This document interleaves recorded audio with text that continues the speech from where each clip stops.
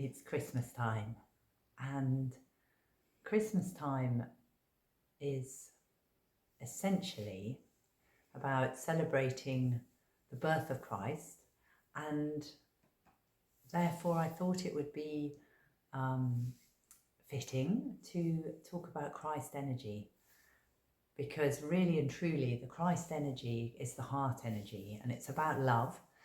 And Jesus said, love thy neighbours as thyself. And I was reflecting that really and truly, how many people really love themselves? Because that's the essence of it, is that when we truly love ourselves, then there is the recognition of the oneness of us all, the wholeness, and that there is actually no separation. Because when we're talking about loving ourselves, we're not talking about loving the ego.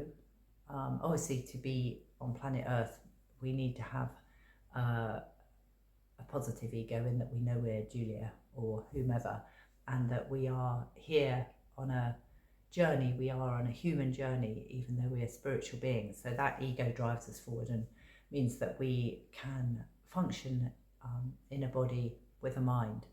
But the negative ego is when it gets caught up in being the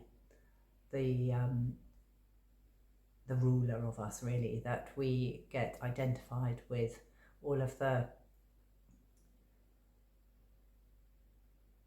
need for recognition, and the need for being right, the need for being seen and heard, and all of those things come from the negative ego. Then we start to have a power struggle with other people who we deem aren't seeing us or hearing us or recognizing us, or giving us the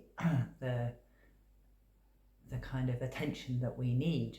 And of course, that's where it all becomes a movement away from the heart energy, the Christ energy of love, which essentially is recognizing ourself, our true self, our divinity, the essence of who we are. And of course, when we recognize that and we really experience that, we also recognize there is no separation.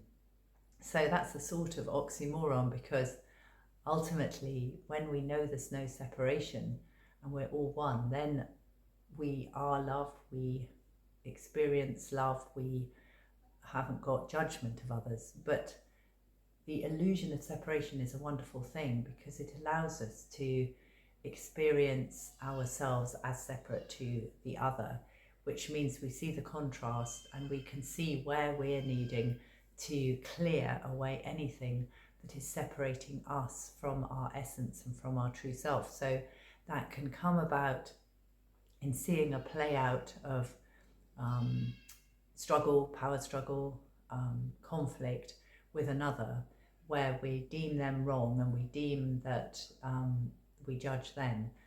And of course, ultimately, the journey is to recognize that aspect in ourselves. In some cases, also, of course, we can recognize the aspect in ourselves that was available for the abuse or the conflict, and it's a route back home to ourselves. So being here is if we're on an inner journey, then it's an inner journey to our divinity.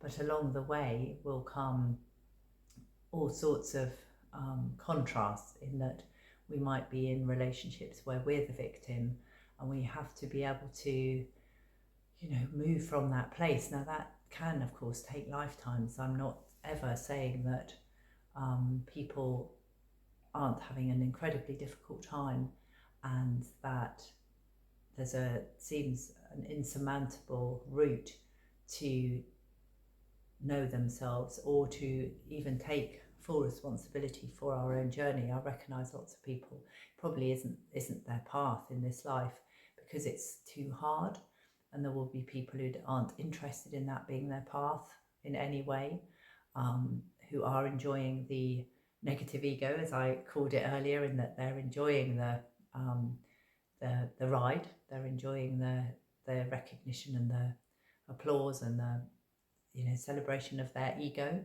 and that's the path they're treading. And the route home to our heart is to really be committed to our own journey inwards to our heart. The inner journey is, as again Jesus said, the kingdom of heaven is within. So that journey into our own place of peace and ease is the only one there is, if we are making our way to knowing our true self. But it's not the path for everyone. So again, I'm talking in riddles, but if we have a glimmer of recognition of our essence, then we know there isn't any other route.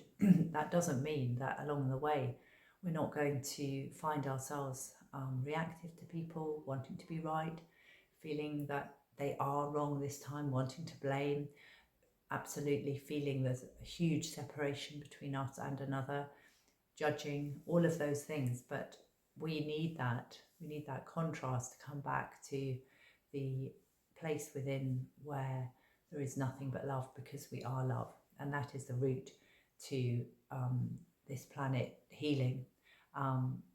Ultimately, I'm sure that will happen. I don't, obviously, lifetimes and lifetimes of souls going around and ultimately remembering who they are, and remembering, all of us remembering our divinity, and therefore experiencing that always in the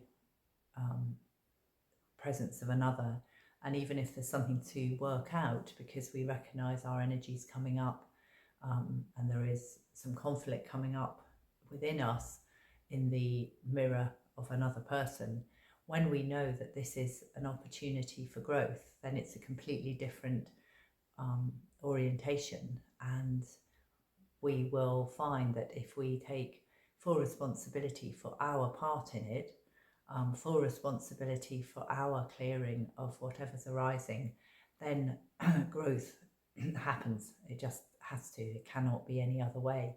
And we will all eventually remember that we are born of love, that we are love, and that that is the spirit of Christmas, and that there shouldn't really be any stress and there shouldn't really be any family conflict.